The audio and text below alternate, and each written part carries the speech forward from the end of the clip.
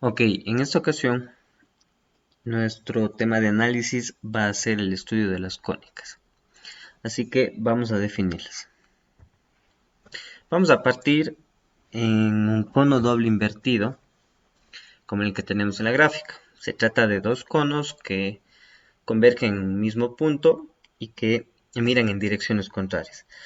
Lo que vamos a hacer es ir obteniendo una serie de seccionamientos en diferentes partes para ir obteniendo cuatro distintas figuras. Entonces, la primera figura que vamos a obtener al hacer un primer corte en el cono se conoce como circunferencia, lo que podemos ver aquí con color rojo. Se obtiene al realizar un corte horizontal en cualquier parte de uno de los dos conos. Vamos a ver. Ahora, en color lila se puede ver una distinta figura. Le denominamos parábola. Y esta figura se obtiene al realizar un corte oblicuo dirigido a una de las bases de los conos. La siguiente vista aquí de color azul recibe el nombre de elipse. Esta figura se obtiene al realizarse un corte oblicuo en uno de los conos, pero este corte ya no se dirige a ninguna de las bases. Y finalmente, la hipérbola es la única figura que se obtiene con dos partes. Se obtiene al realizar un corte perpendicular a las bases, y este corte es el único que toca a los dos conos al mismo tiempo. De ahí la razón que se obtenga una figura doble. Son dos ramas de una misma figura. Ahora, estas son las figuras que van a ser objeto de nuestro análisis. Cada una de ellas tiene sus propias características geométricas que será de interés para nosotros.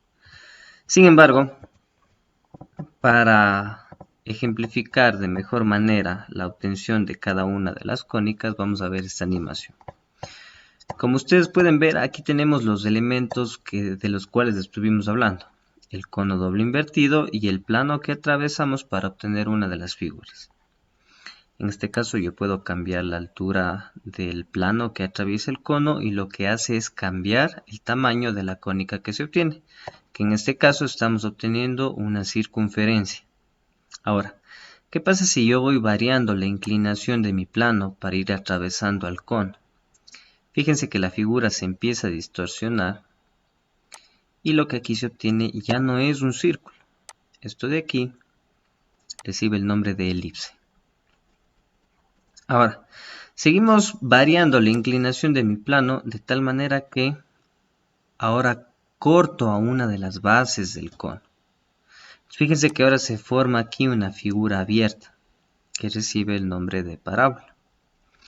Y por último, si seguimos variando tanto la inclinación del plano de tal modo que llegue un momento en el que corto a los dos conos al mismo tiempo, se empieza a obtener una figura doble, una figura de dos ramas.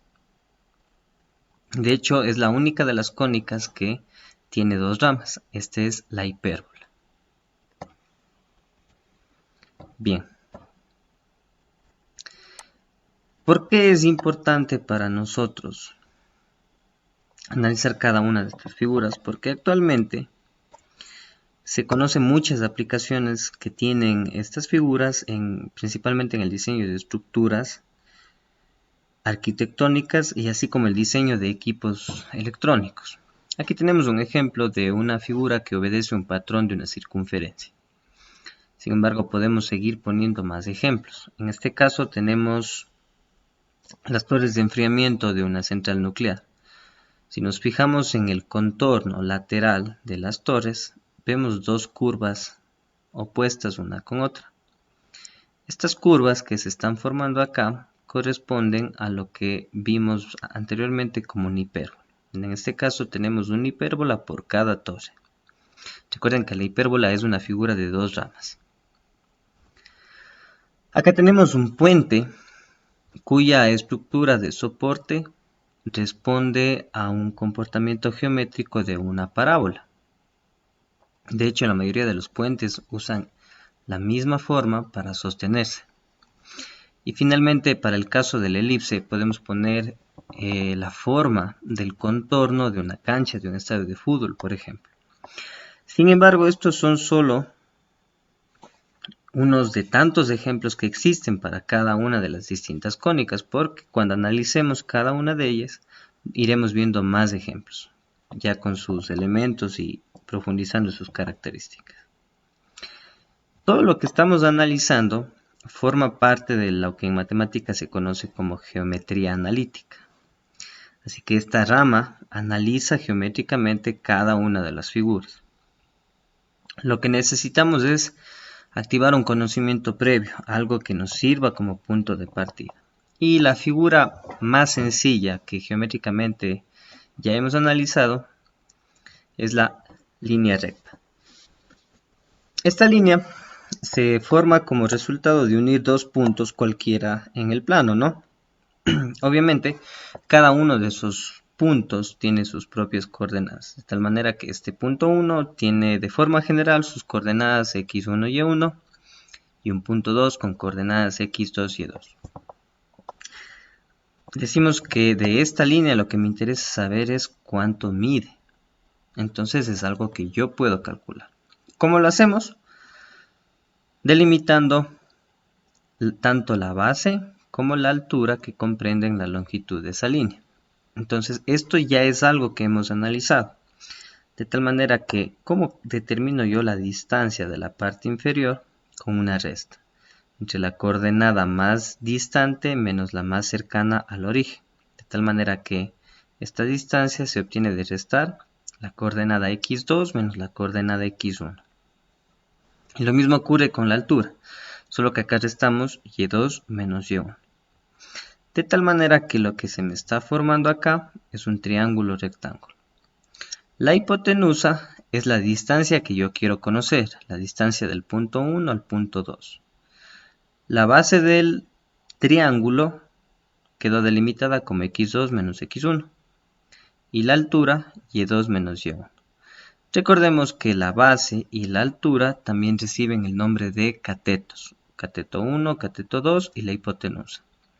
Entonces, lo que yo tengo aquí es un triángulo rectángulo, lo que me permite usar una vieja confiable, el teorema de Pitágoras, que establece que si yo quiero calcular la hipotenusa, dentro de una raíz encierro los dos catetos elevados al cuadrado y los sumamos para obtener el resultado. De tal manera que x2 menos x1 es el un cateto elevado al cuadrado, más el otro cateto elevado al cuadrado.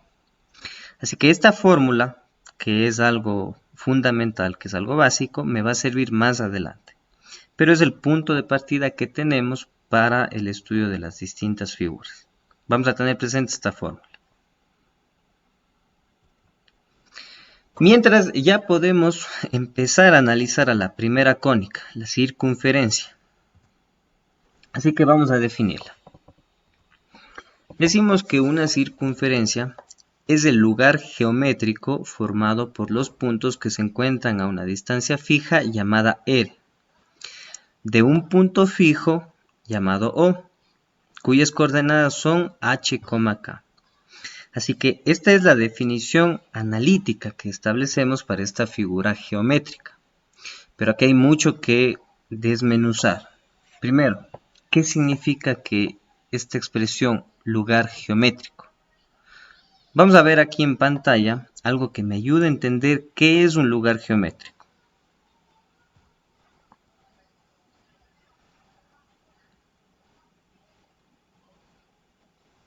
Entonces, fíjense que al hacer recorrer la figura, vemos que se forman una infinita cantidad de puntos y todos esos puntos cumplen una misma condición. Así que el lugar geométrico es eso, es una infinita cantidad de puntos que cumplen una misma condición. ¿Cuál es la condición que estamos estableciendo para la circunferencia? Son dos.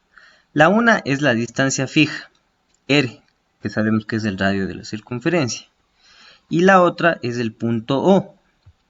Ese punto es el centro de la circunferencia, cuyas coordenadas son h, k. Así que son dos condiciones que definen una circunferencia. La primera es que exista un radio y la segunda es que exista un punto fijo en el centro.